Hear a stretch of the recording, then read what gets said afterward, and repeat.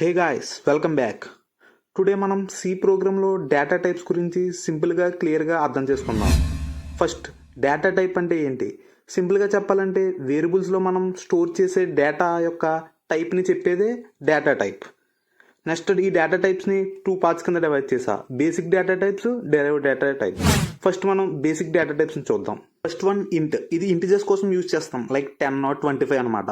Next float, decimal values కోసం use చేస్తాం, like 10.5, 3.14 అలాగనమాట. నెక్స్ట్ క్యార్, సింగిల్ క్యారెట్ని స్టోర్ చేయడానికి మాత్రం యూజ్ చేస్తాం, లైక్ ఏ, బి, 0, 1 అలాగనమాట. నెక్స్ట్ డబల్, ఇది ఫ్లోట్ లాగా ఉంటుంది బట్ మోర్ ప్రెసిషన్ ఉంటుంది, లైక్ వాల్యూస్ లైక్ 10.1234 అలాగనమాట.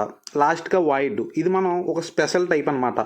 వాల్యూ ఏమీ రిటర్న్ చేయదు, మోస్ట్లీ ఫంక్షన్లో యూజ్ చేస్తాం. ఇక్కడ ప్రోగ్రామ్ డిస్ప్లే చేసాను చూడండి, డేటా టైపు, వేరియబుల్, దాని యొక్క వాల్యూ, ఇది డిక్లరేషన్ అనమాట. Now interesting part of today topic, derived data types. ఈ డెరైవ్డ్ డేటా టైప్స్ ఫస్ట్ అరే, సేమ్ టైప్ వాల్యూస్ని ఒక లిస్ట్గా స్టోర్ చేయడానికి యూజ్ చేస్తాం. Example marks of student. ఇప్పుడు ఎగ్జాంపుల్ ప్రోగ్రామ్ ఇచ్చాను చూడండి, ఇక్కడ డేటా టైపు, ఎరే యొక్క నేము, దాని యొక్క సైజు, ఎరే ఎలిమెంట్స్. నెక్స్ట్ వచ్చేపాటికి పాయింటరు. ఇది కొంచెం అడ్వాన్స్డ్ టాపిక్. పాయింటర్ అంటే ఏం లేదు, మెమొరీ అడ్రస్ని స్టోర్ చేస్తుంది.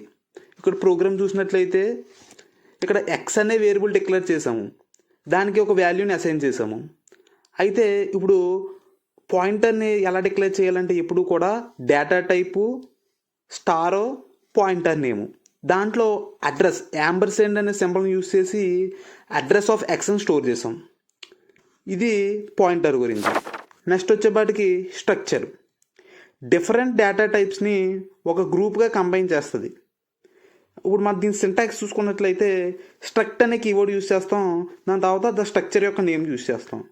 దాని లోపల ప్రోగ్రామ్ లోపల ఏం చేస్తామంటే లిస్ట్ ఆఫ్ డేటా టైప్స్ని ప్లేస్ చేస్తాం. నెక్స్ట్ వచ్చేపాటికి యూనియన్.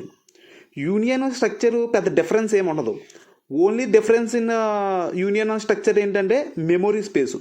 ఇక్కడ ఒకే మెమొరీలో అన్ని డేటా టైప్స్ అనేది స్టోర్ అవుతుంది. దీని సింటాక్స్ వచ్చేదాటికి యూనియన్ అనే కీవర్డ్ యూజ్ చేస్తాం, union name, list of data types. ఇది క్లియర్గా అర్థమైతే సి ప్రోగ్రామింగ్ అనేది హాఫ్ ఈజీ అయిపోతుంది. ఎందుకంటే next topics arise, pointers, structures, unions. కాబట్టి మీకు ఏమైనా డౌట్ ఉంటే కామెంట్ చేయండి. So please like, share and subscribe for the more videos.